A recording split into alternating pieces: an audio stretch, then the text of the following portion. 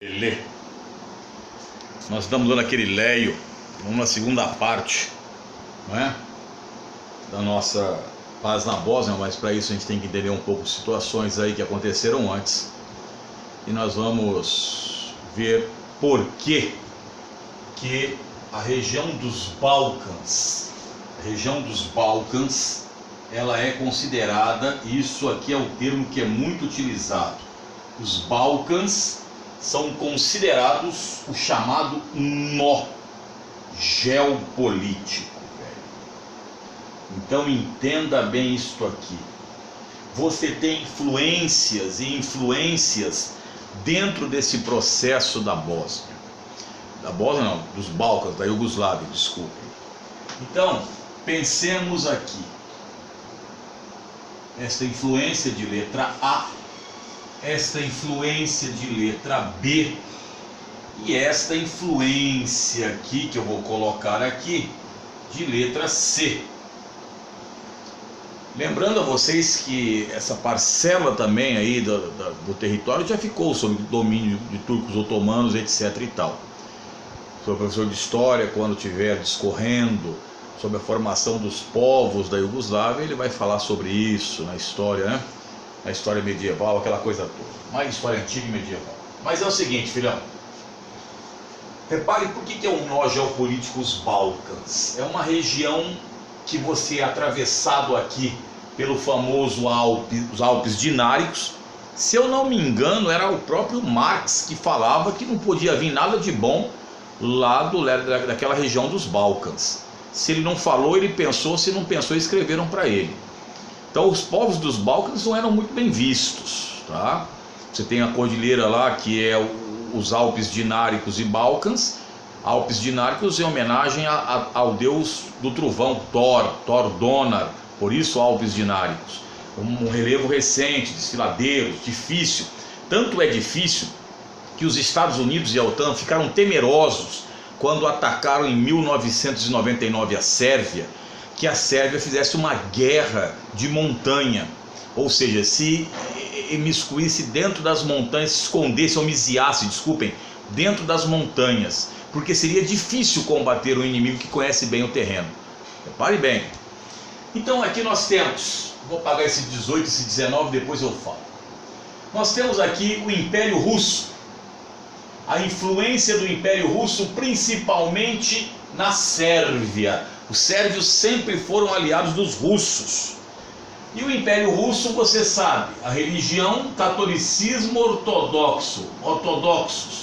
E o alfabeto cirílico. Aquele alfabeto que você vê um 3 achando que é um E, aquela coisa toda. Que nós não sabemos, né, as letras, poucas pessoas sabem. Então, a influência é muito grande nesta região. Ao mesmo tempo, Eslovênia e Croácia sofriam uma influência muito grande do Império Austro-Húngaro. Olha que interessante, do Império Austro-Húngaro. E aqui a religião é católica romana. E o alfabeto latino, que é o que nós escrevemos aqui. E a Bósnia também, que já pertenceu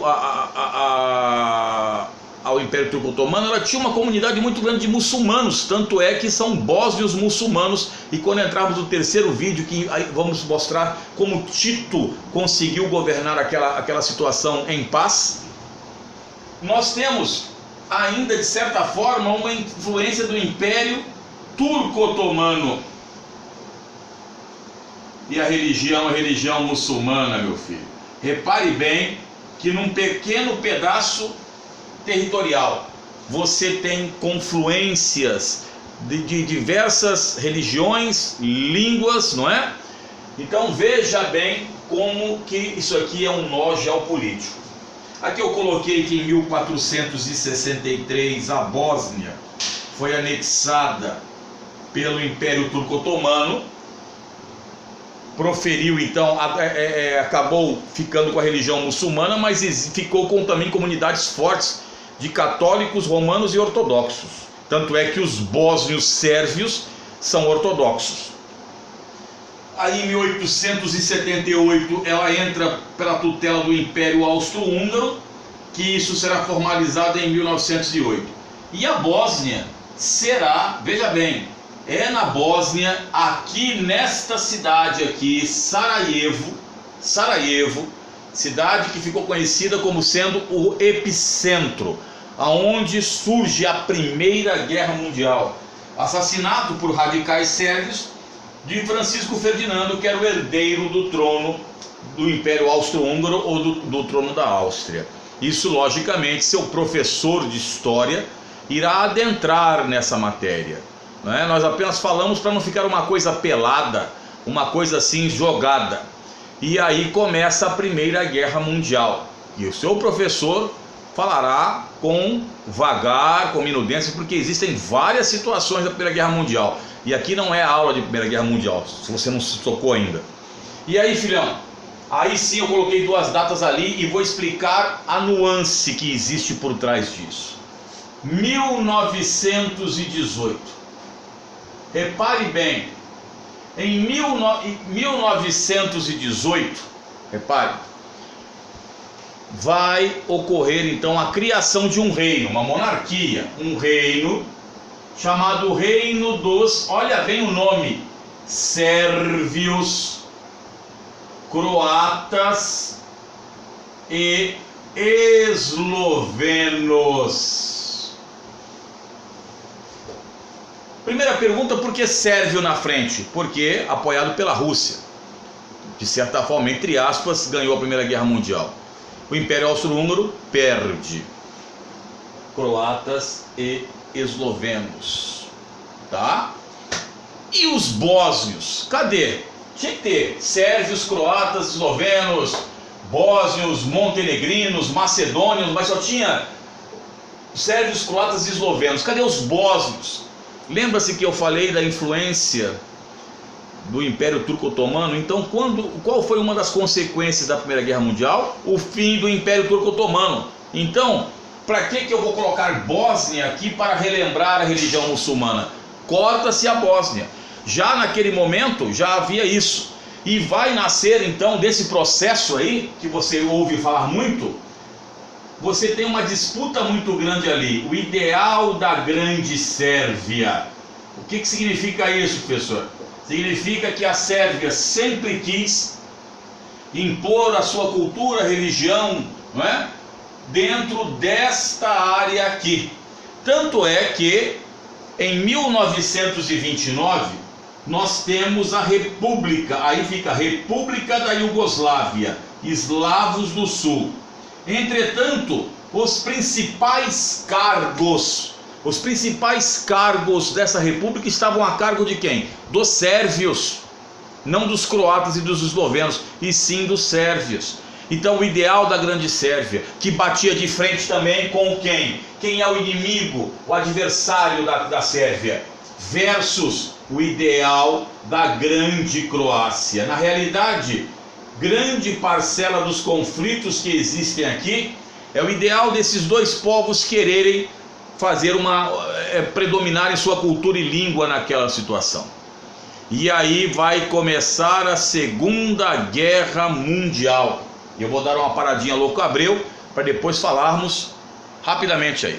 Uma paradinha Louco Abreu. Voltando. Segunda Guerra Mundial, quem vai explicar isso melhor do que esse que vos fala aqui são seus professores de história, que tem, né? E a Segunda Guerra Mundial é algo que é interessantíssimo o estudo. Mas vamos pegar a Iugoslávia. A Iugoslávia ficou dividida numa guerra praticamente intestina. Por quê? Porque na Segunda Guerra Mundial, repare bem que Croácia e Eslovênia, elas apoiavam o Império Austro-Húngaro. E aí, filhão, como é que ficou?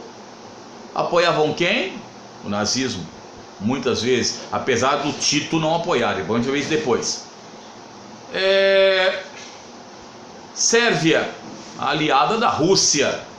Então foi uma briga realmente interna entre três grupos da Iugoslávia. Você teve os partisãs, os Ustazis e os Chetniks. Os partisãs foram comandados por um indivíduo que foi considerado um dos maiores líderes do mundo do século XX. Daqui a pouco a gente vai falar como é que ele consegue manter depois a Iugoslávia junto no terceiro vídeo, porque senão não dá. Marechal Tito, na realidade Josip Broz Tito, que depois vai levar a alcunha de Marechal Tito. Eles são socialistas.